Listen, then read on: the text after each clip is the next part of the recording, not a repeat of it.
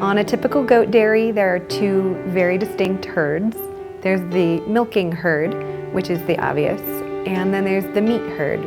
I had a really difficult time calling them the meat herd, and so I started calling them the pasture babies.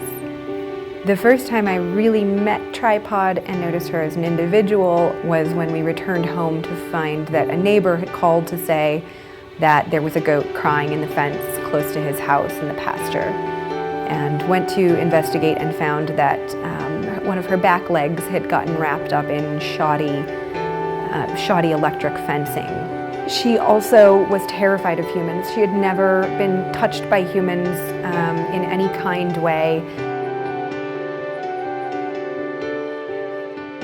We were denied prosthetics for her because of the way that the entire bone had to be taken. There's nothing to attach a prosthetic to.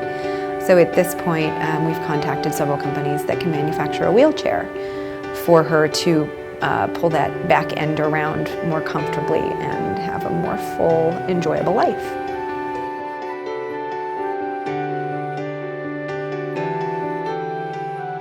On a typical farm, whether an animal, whether for meat or for milk, lives or dies, really comes down to how it can be marked on a cost-benefit analysis.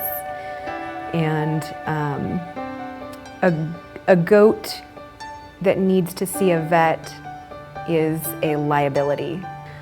It immediately struck me as a very complicated and a rather sick relationship that you're forced to have when you look at a living thing as a product.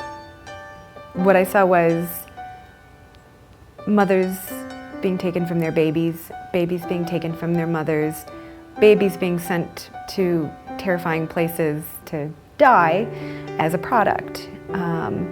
Seeing animals with complex emotions, seeing animals with intricate weaves of family members being treated as products.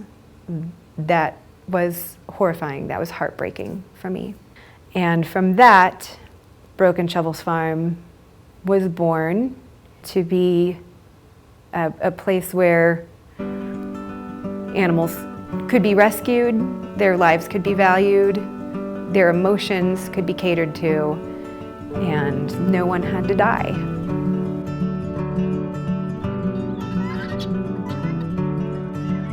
We need a wheelchair for Tripod. Right now we've only had enough money to fence one acre pasture of our almost 10 acres. We need to be able to irrigate those pastures when it is dry. Secondly, we only have so much infrastructure. So we have a 22-gallon pasteurizer, whereas our competitors have 1,000-gallon pasteurizers. We are so tiny in that respect. The moral of the story is everybody deserves to be loved, whether it's a parent, a child, an animal, a pet, a farm animal, or a living thing that we've treated as a commodity.